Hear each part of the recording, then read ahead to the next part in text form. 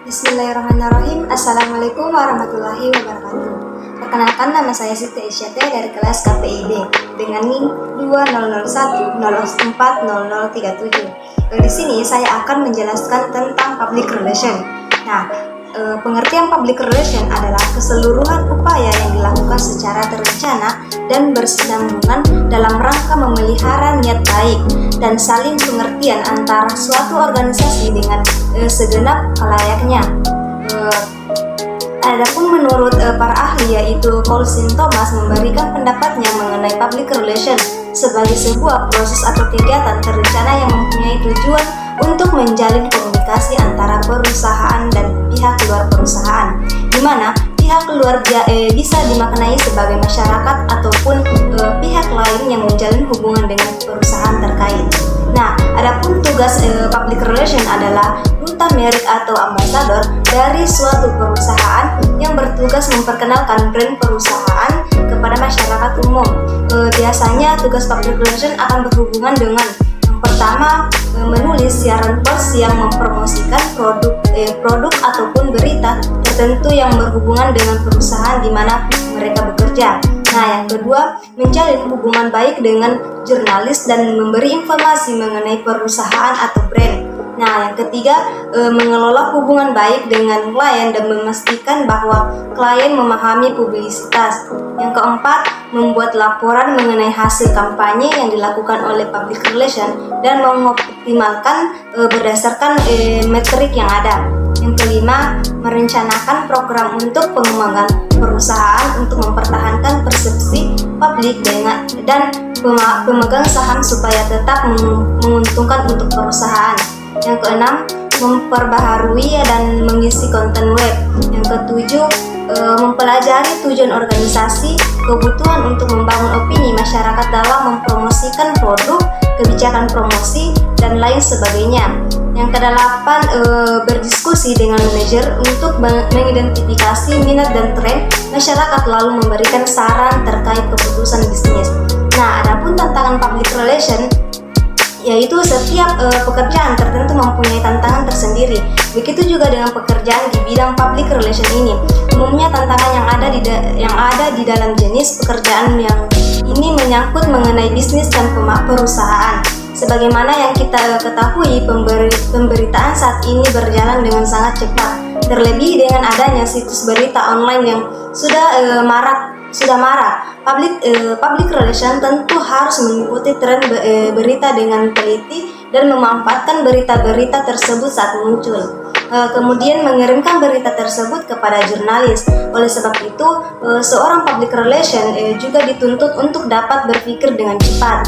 Adapun tujuan public relation,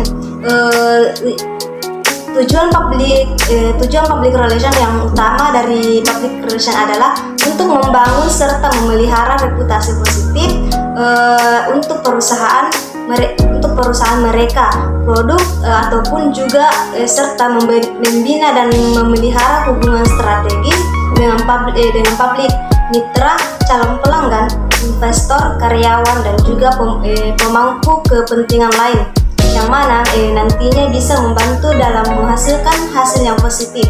Citra yang masyarakat bentuk diharapkan bisa mencerminkan perusahaan ataupun organisasi sebagai pihak yang sukses, jujur, dan relevan. Adapun tugas public relation, yaitu setelah menjelaskan tentang tujuan dan public relation di atas, di bawah ini adalah beberapa tugas dari praktisi public relation, antara lain: yang pertama, merancang program komunikasi korporat khususnya untuk mempunyai persepsi atau citra. Kedua, melaksanakan fungsi komunikasi korporat secara berkesinambungan dan terencana. Yang ketiga, melakukan pelaksanaan evaluasi dan juga penantauan program ataupun kegiatan komunikasi yang sedang berjalan. Yang keempat, menyediakan berbagai informasi untuk perusahaan terafiliasi mengenai langkah-langkah yang ingin perusahaan capai untuk mengatasi masalah dan melakukan perubahan. Yang kelima, mendapatkan informasi atas nama perusahaan atau organisasi dari pihak eksternal atau publik. Yang keenam, manajemen media komunikasi internal perusahaan. Yang ketujuh, memberikan jawaban atas pertanyaan, keluhan, dan juga input yang mempengaruhi perusahaan. Adapun teknik-teknik seorang public relation, berikut ini adalah beberapa teknik yang perlu dilakukan oleh seorang public relation, yaitu yang pertama, jurnalistik. Untuk mendukung pekerjaan public relation, setiap anggota staf harus melakukan pembekalan, pelatihan, dan pendidikan di bidang jurnalistik. Yang kedua, komunikasi visual. Selain perlu menguasai kemampuan menulis, seorang public relation juga harus bisa menyajikan informasi secara akurat dan meyakinkan untuk publik, media, dan anggota internal perusahaan ataupun organisasi. Yang ketiga, relasi.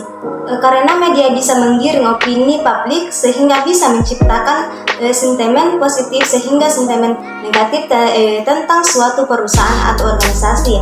Yang keempat, manajemen publik. Publik sendiri akan mempengaruhi pertumbuhan dan juga kekuatan bersaing suatu perusahaan ataupun organisasi.